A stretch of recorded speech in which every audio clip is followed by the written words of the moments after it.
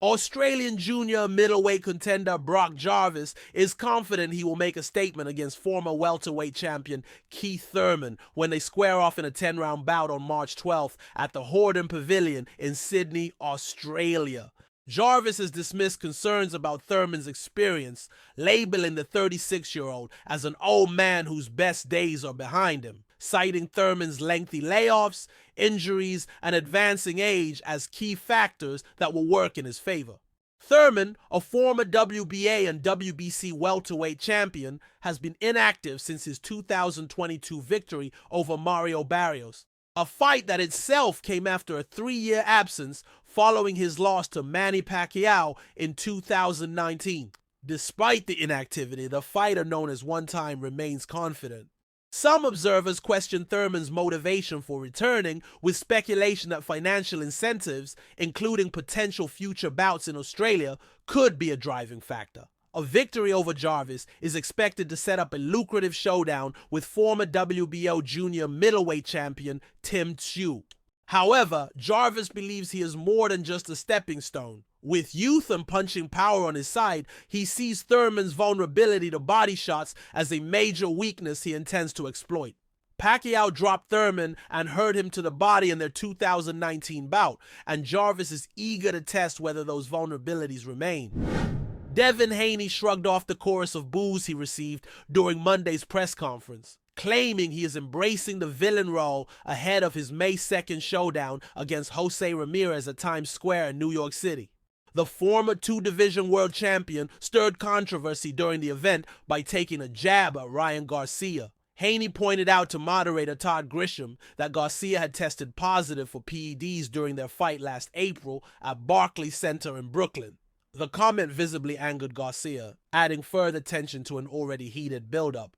However, it was Haney's father and manager, Bill Haney, who stole the spotlight with a fiery rant. Bill took issue with Grisham's perceived lack of praise for his son, seemingly expecting the host to shower Devin with accolades. His passionate outburst, whether calculated or genuine, left many in attendance amused. Youngest undisputed champion of the world, and you're full of shit. Me? You're full of shit. It's a fucking circus act. Devin is a real fighter. While Devin leaned into his antagonist persona to provoke Garcia, the effectiveness of his approach hinges on his success in the ring. Coming off a loss to Garcia, Haney risks diminishing his status if he suffers another defeat against Ramirez. Fighters who struggle to win often fade from relevance, regardless of their ability to sell a fight. Devin Haney!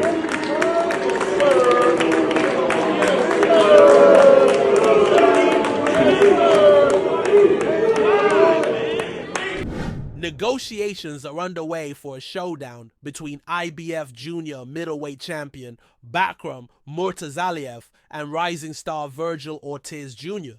However, talks remain at an impasse, with financial terms being a major sticking point.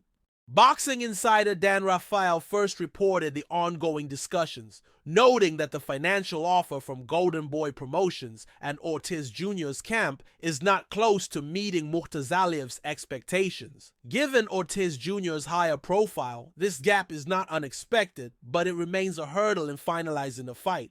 If the bout is made, it will present an intriguing clash of styles. Ortiz Jr. is known for his aggressive, pressure-heavy approach, but Murtazaliev is a dangerous counterpuncher with knockout power in both hands.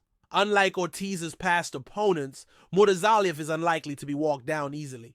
Ortiz Jr. has been calling for fights against Sebastian Fundora and Terence Crawford, but neither bout has materialized. That makes Murtazaliev a realistic, albeit high-risk option. With no guarantee that Fundora or Crawford will face him, Ortiz Jr. may have no choice but to take this dangerous challenge.